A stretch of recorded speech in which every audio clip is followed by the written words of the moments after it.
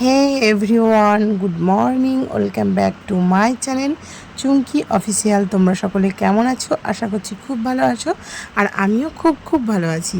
তো সকাল সকাল শুরু করছি, দেখো তোমাদের সঙ্গে এই ব্লগটা। তোমাদের নিশ্চয়ই ভালো লাগবে।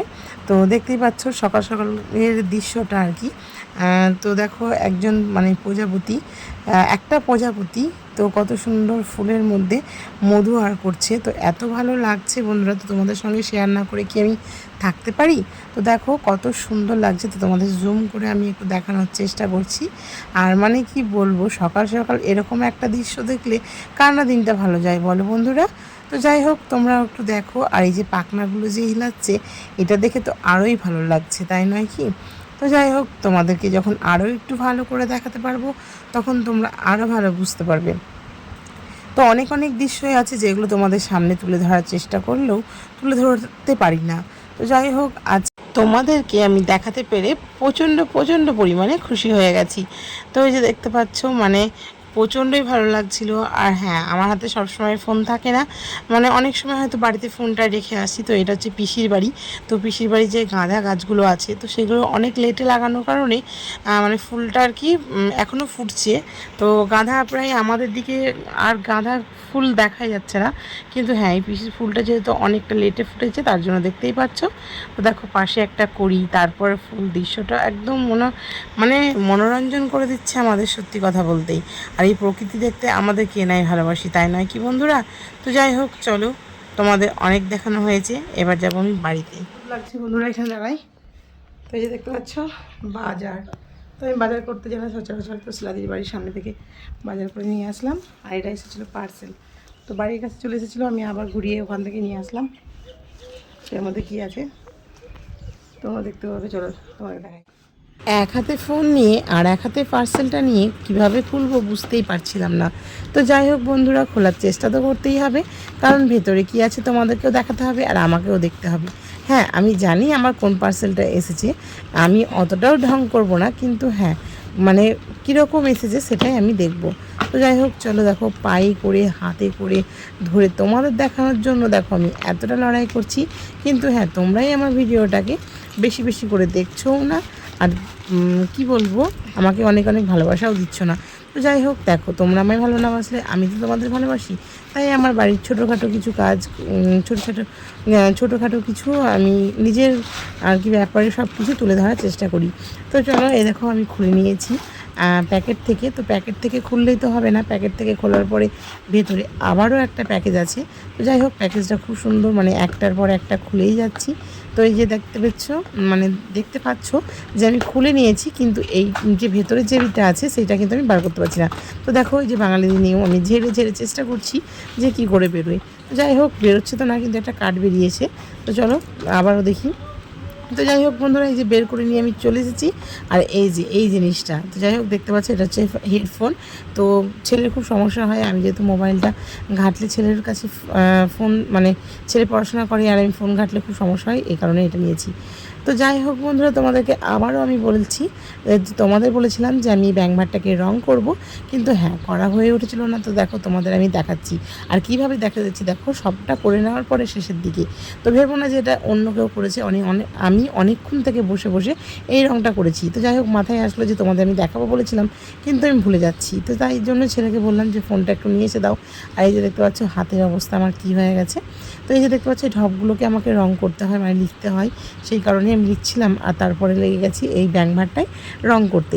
তো যাই হোক, রং তো করে নিয়েছি, কিন্তু রং করলেই তো হবে না, এটাকে একটু ভাবছি আর্ট করব এর ওপরে। তো যাই হোক, কলকা করলে খুব সুন্দর লাগবে। তো আমার তুলিটা খুব মানে মোটা, আমার তুলি বলতে নয়, এটা আমার ছেলের তুলি, ছেলের রং করার তুলি। তো সেই কারণে অনেকটা মোটা। তো এই যে দেখতে পাচ্ছ, আমার কাজ আর কি স্টার্ট করে দিচ্ছি। তো অনেক দিনের ফেব্রিক আর কি, তো ফেব্রিকটা অনেকটা শুকিয়ে গেছে, মানে ফেব্রিকটা আমাকে চেঞ্জ করতে হবে। তো ভাবলাম চেঞ্জ যখন করবো, এটা ফেলে তো দেবো না, কারণ দেখো, বাঙালি বলে নাকি আমি জানি না, আমাদের মধ্যবিত্ত ঘরের কোনো জিনিসই কিন্তু আমরা ফেলে দেবো না। কারণ আমি চেষ্টা করব যতটা পারবো ওটাকে আর কি অপচয় না করতে। তো সেই কারণে দেখো আমি ওই যে আর কি শুকনো ফেব্রিকটা ছিল তো সেটাকে আমি নিয়ে জলে গুলিয়ে আঙুলে করে দোলে দোলে রগড়ে রগড়ে আমি কিন্তু ওটাকে আর কি একটু খড়িমাটির মতন জাস্ট আমি করতে পেরেছি। তো একবার দিয়ে দেখলাম যে হয়নি, তো সেই কারণে দেখো আমি আবারও ভালো করে আঙুল দিয়ে নড়িয়ে নড়িয়ে দেখাচ্ছি। আর দেখো ভিডিওটা এতটাই খারাপ এসেছে, তোমাদের কি বলবো বন্ধুরা, মানে সামনে থেকে যেহেতু ক্যামেরাটা করা আর আমি স্ট্যান্ডটাও নিয়ে আসিনি, আর এতটা গরম পড়েছে। আর যেটা তোমাদের বলবো বন্ধুরা, আমি এখন যাব মায়ের বাড়ি। তো মায়ের বাড়ি যাওয়ার আগে মানে সময়টা আর কি কাটছিল না, মানে মায়ের বাড়ি গেলেই হয় কিন্তু একটু মানে আর কি চাইছিলাম যে কিছু কাজ গুটিয়ে রেখে যাওয়ার, এই যে তোমার দাদাভাইয়ের ঢপটাকে রং করা, তো সেই জন্যই আমরা ভাবলাম রংটাকে করে শুকিয়ে তারপরে যাব। তো সেই শুকোতে শুকোতে আর কি আমার এদিকেও একটু আর্ট হয়ে যাবে। তো সেই কারণে দেখতে পাচ্ছ আমি এখানে করে নিচ্ছি আর কি কলকা। তো যাই হোক, এই যে স্টার্ট করে নিয়েছি, দেখতে পাচ্ছ যে মানে কেবলই আমি একটা এক্স করে নিয়েছি। তো যাই হোক, আমি তোমাদের বলছিলাম যে কলকা করব, তো কলকা না করে আমি কিন্তু এস করেছি। তো যাই হোক বন্ধুরা, তোমরা দেখতে থাকো। আর হ্যাঁ, ওই বাড়ি যাওয়ার কারণ হচ্ছে আজকে তোমরা বেশিরভাগই হয়তো বলবে যে দিদি তুমি ওই বাড়ি বেশি যাও আর এই বাড়ি কম থাকো, মানে যারা আমার ভিডিও দেখো তো তারাই ভাববে। তো যাই হোক, যেতে হয় আমাকে। যেমন আজকে হচ্ছে আজকে হচ্ছে শীতলা পুজো। তো মা শীতলার পুজো, তো আমাদের ওখানে খুব ধুম করে হয়। তো এবছর অতটাও ধুম করে হচ্ছে না, কিন্তু জাস্ট পুজোটা হচ্ছে। তো সেই কারণেই বোন বলল যে এইদিকে তো আমার আসার কথাই ছিল, কারণ আমি একটু যাবো ডাক্তার দেখাতে, আর ছেলের পয়লা বৈশাখে কিছু কেনা হয়নি, তো সেই কেনাকাটা করতে।